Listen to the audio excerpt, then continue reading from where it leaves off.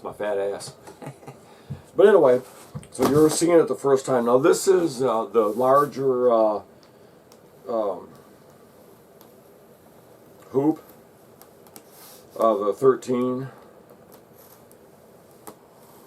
They have them in all different. I'm just trying to be careful because I'm using a razor blade, which you probably shouldn't do. But anyway, because with a bigger hoop, I can do 6 patches at one time, and that's kind of what I was going for.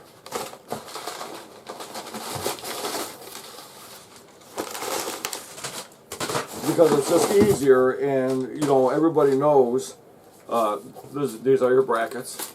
Okay. Now, depending on what brand machine you have, that's the brackets they'll include is for your machine. So make sure you order it for your machine. These are very solid brackets too. I mean, they are like solid. And nickel. And this is the hoop itself.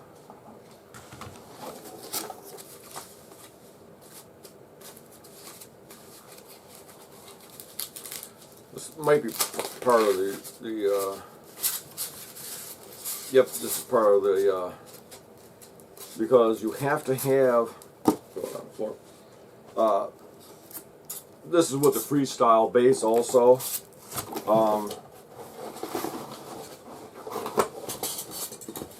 Because of the size of this particular hoop,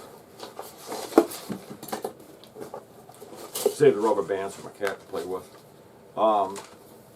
It has your, you know, your instructions. Packing slip. This is the freestyle adjustment fixture. Yeah, 8x13.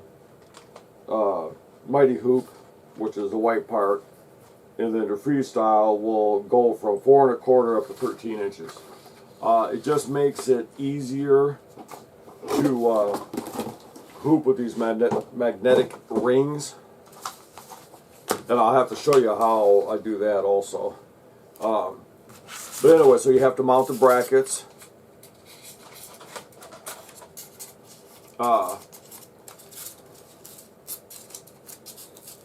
Obviously it's packed pretty good. There you go, Nico. And this slips over it. Oh, anyway, what I was saying, when you're trying to hoop something with this size hoop, you can always get your ends tight. In other words, dunk dunk drum sound. You can always get your ends straight, tight rather. But it's very difficult to get the center of your outside part without using T-pins. I usually use T-pins to hold the fabric tight. With this, you won't have to worry about that. And remember, these magnets are serious magnets. So watch your hingers. And your freestyle board, okay, what that does is there's a stand for this too, but I think it's upstairs. I'm not going upstairs to get it. It makes it easier to hoop using this because, well, I don't have my, you separate your hoop, okay? And the ring, okay, warning side down, your ring just literally just sits in. See how that just sits in there? Whoops. See? How nice that just fits in there. And you use this one here, okay, you slide over it.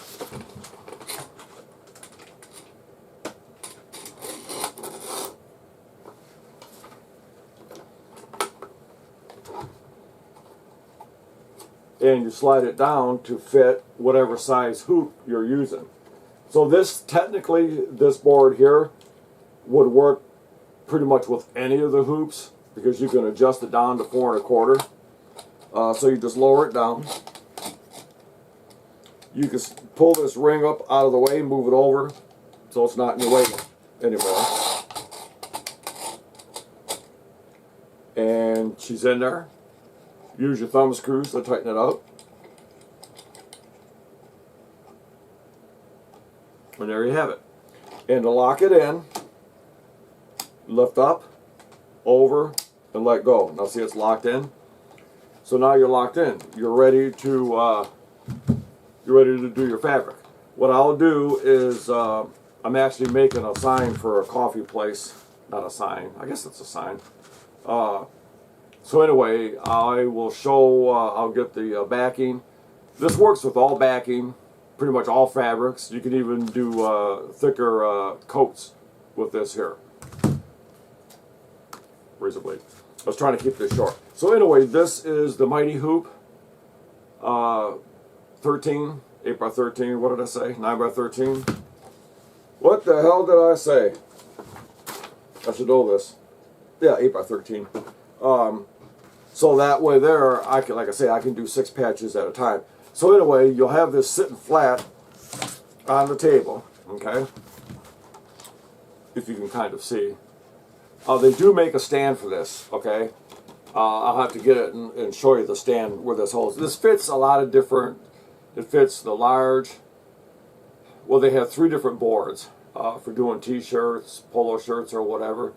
They have 3 different boards. Infant, medium and large, or is it infant, small, medium, large? Anyway, so I'll get the fabric in that and show you. But as you can, and then what you do, well, you figure this is generally laying down or on a board. So once you put, oh, the other thing too, I forgot to show you. See these little doodads here? Okay. Can you see those? Okay. What's nice about this, you fold those down, they're magnetic also. So when you lay your backing in there, okay, you flip those up, then they're magnetic. So now your backing is locked in place. So that's pretty handy. Anyway, then you lay your other fabric, whatever, on top of it, and obviously watch your fingers, you know, don't want to crush your fingers. And then you would just take it and go like that. You see how quick that pulled? If my fingers were there, it would almost pinch my palm. But you figure when it's laying down, obviously when it's laying down, you have better control on it.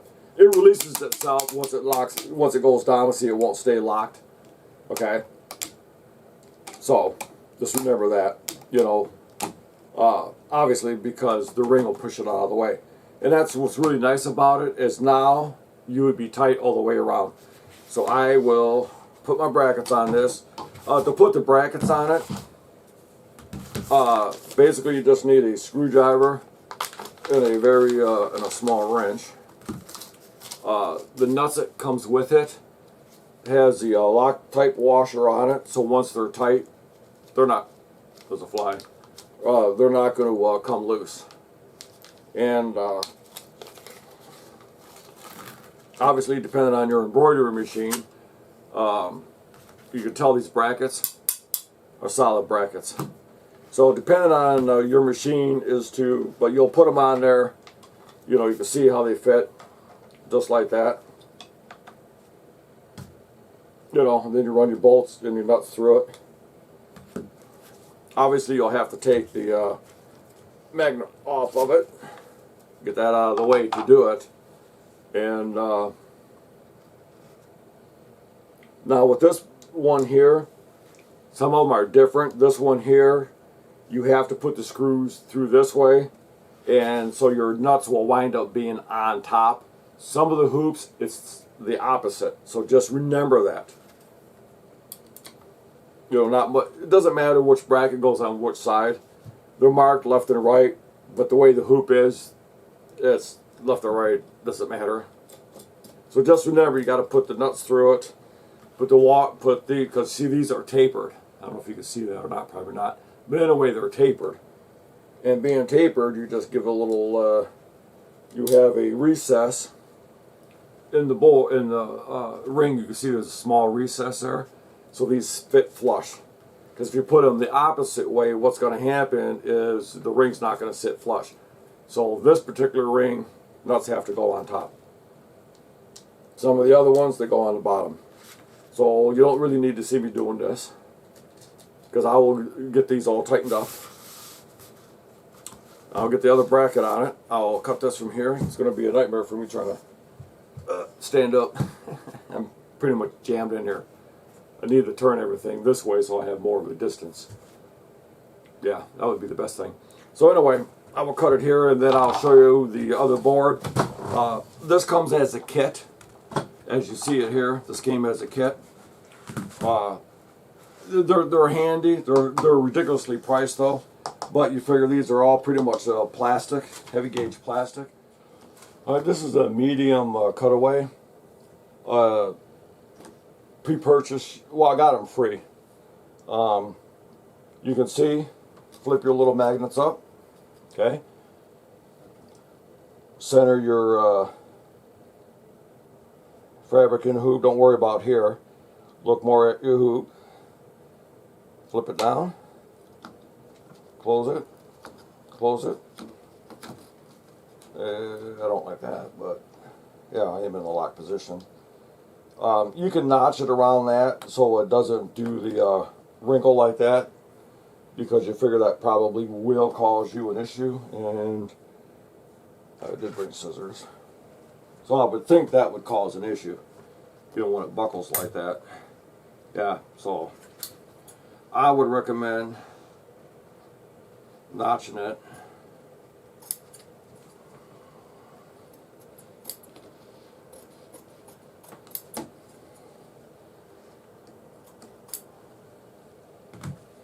Yeah, see, there you go. If I notch it like that, it's not going to put that little wrinkle in there. You don't have to worry about this being pulled tight. Take your fabric. Now this is, I don't want to recommend a particular product because I don't get anything out of it. But this is patch material. It has a buckram on the back of it. This happens to be black. The reason I'm using black on this is because the item that I'm doing is in gold. Gold and white, so I think it would look good on the black.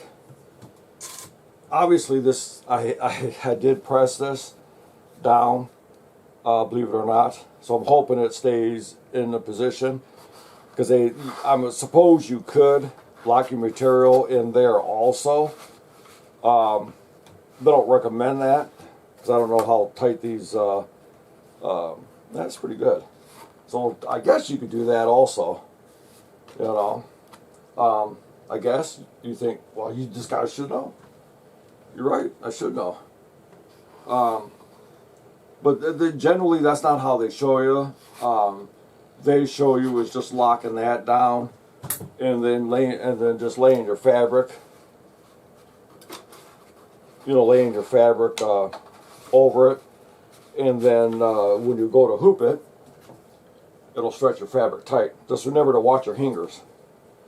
So hold it by your outside brackets. Okay. I'm doing this kind of an odd way of doing it because of the position I'm in. And that should be it right there. Yep, I believe that is it. Yep. Because the material is so thick, the magnets in these big hoops aren't as strong as the others.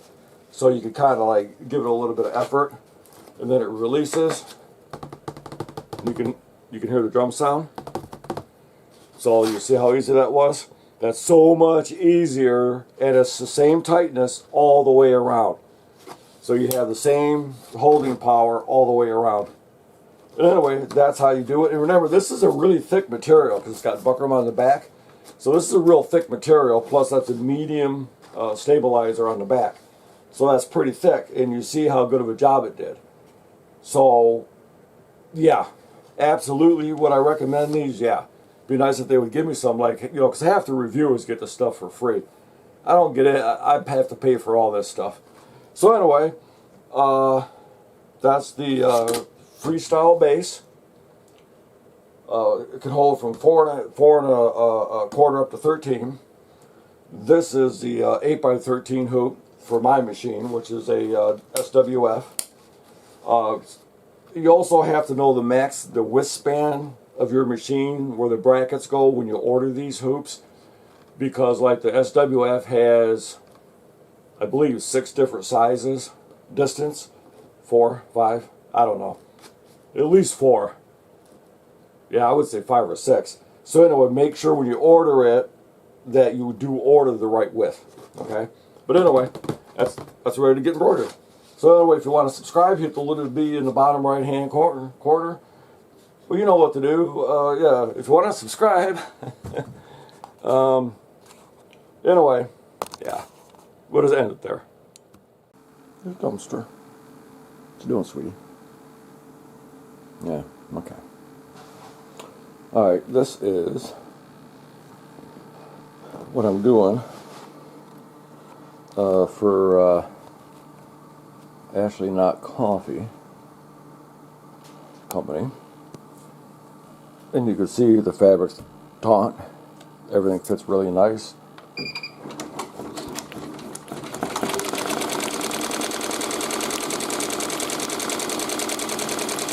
I'm not going to obviously film the whole thing. But you can kind of watch as it's going through, and you can definitely tell that it's the same tension all the way around, and that's a huge advantage. And to me, if you buy any of the rings at all and you do anything on a good side, definitely go with the Mighty Hoop.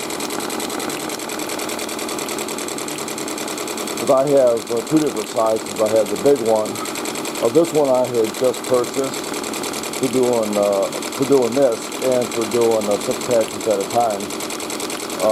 The other one I have, I think it's a 5.5, and I use that quite a bit.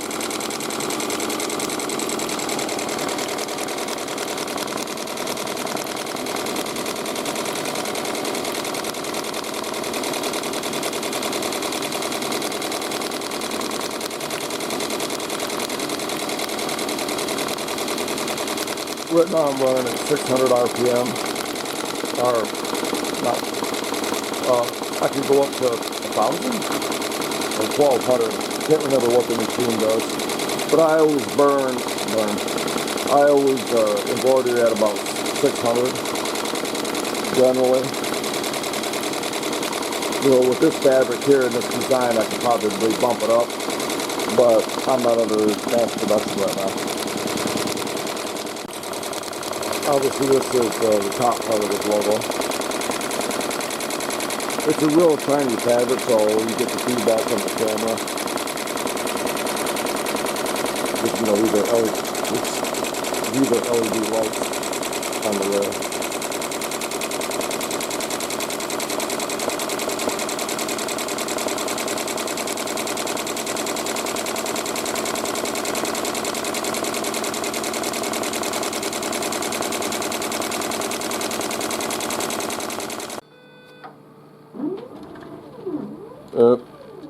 Got to cut the thread.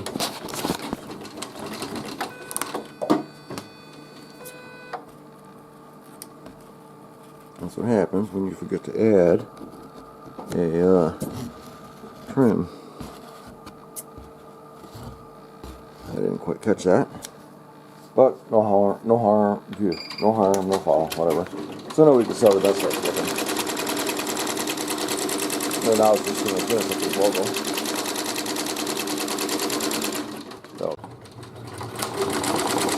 And you can see how nice it's looking.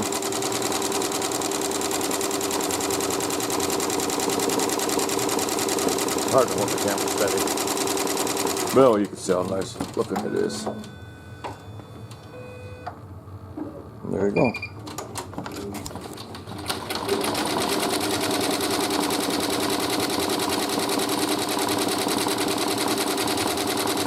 The tension is the same all the way across, so that's what's nice about the Mighty Hoops.